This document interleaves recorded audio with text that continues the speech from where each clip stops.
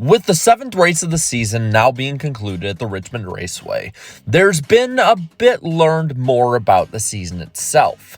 And while we do have 29 races left, there are starting to be storylines forming up. And today, I want to look at 5 that are forming after the race at Richmond.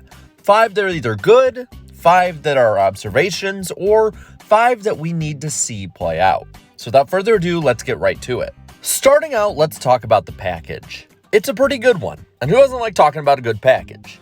Well, NASCAR, in my opinion, has hit on the new short track and road course package that they have.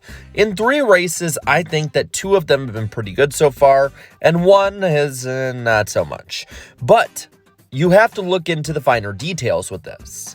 The 2 that have been good, in my opinion, are COTA and Richmond. Before COTA became a demolition derby, I thought the racing personally was pretty fun, and there was a good amount of passing. It seemed like it was very racy, and altogether, I was happy with it. Richmond yesterday was awesome. I thought that there were many lines being able to be used, that people could come and go, there was plenty of tire fall off, and that's what I ask for from a Richmond race, and in general from a NASCAR race. Then, you look at the one that wasn't good. Phoenix. The race was mid at best, kind of below average, but I think that has to do more with the track than the package. The new Phoenix, in my opinion, is just a Frankenstein that NASCAR has put under the knife more than Joan Rivers. And at this point, I don't think anything is going to save it except putting it in its original layout. It's a very boring track. So maybe let's get it off of the finale. Next up, Hendrick is still top dog. Yeah, this probably is something we could have talked about in an earlier video, as it's been pretty apparent this season that Hendrick Motorsports is number 1, but I think this one hits more than ever. Why? Well, it's because they got their appeal back this week, the points at least, and from there, didn't miss a beat, and didn't miss a beat before that either. Crew chief's gone? Doesn't matter. Money gone? Doesn't matter. These drivers perform.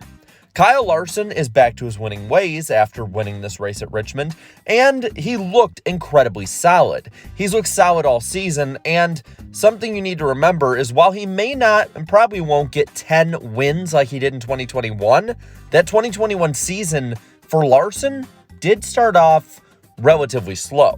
So he may turn it on and be just as competitive at least as that season. Then you got William Byron. Byron still is the only driver this year to win more than 1 race, and he looked like he was about to win race number 3 for much of the day, led the most laps, had an incredibly fast car, and if it wasn't for being taken out by Christopher Bell late in the race, I think that Byron would have been in contention to win it. Then you got Alex Bowman, completely killing him with consistency. He and Blake Harris are hitting it off the way that I think many of us thought they would.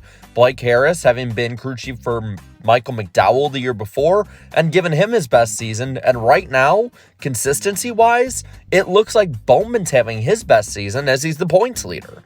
And then you have Josh Berry. While Berry has been behind the 3 superstar teammates he has, Berry also got a second place finish yesterday. And while it was through strategy, the team got better as the day went on. In my opinion, at the moment, Hendrick has no weaknesses and has completely shored up the only one they had.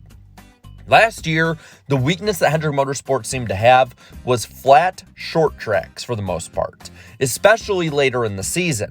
And we will probably see more about this at Gateway in New Hampshire, but I would say that at the moment they should be the championship favorites simply because they're fastest at tracks like Phoenix. So look out for Hendrick. They're the ones to beat for the championship this year.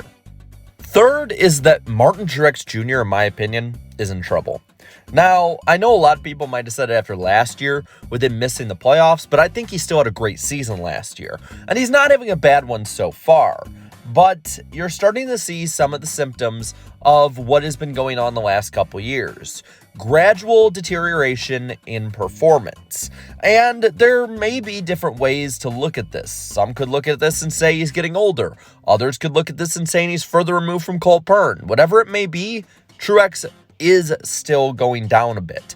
He has one top 10 in 7 races this year so far. It doesn't seem like he should, but he cannot finish races out to save his life.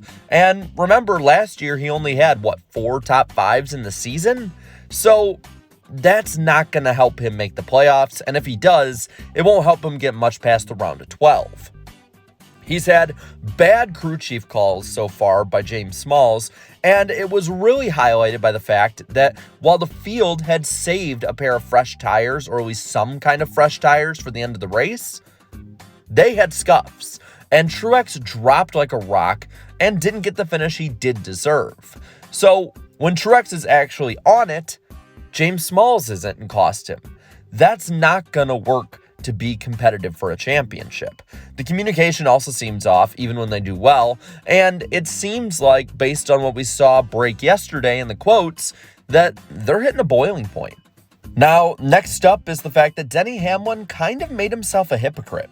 You see, on his podcast, Actions Detrimental, he spent all week, and especially even on Twitter, talking about the lack of respect in the NASCAR Cup Series. How people will just go into a corner and wreck somebody, using them up and not care what happens to them, where they finish, and there's just no respect in the garage.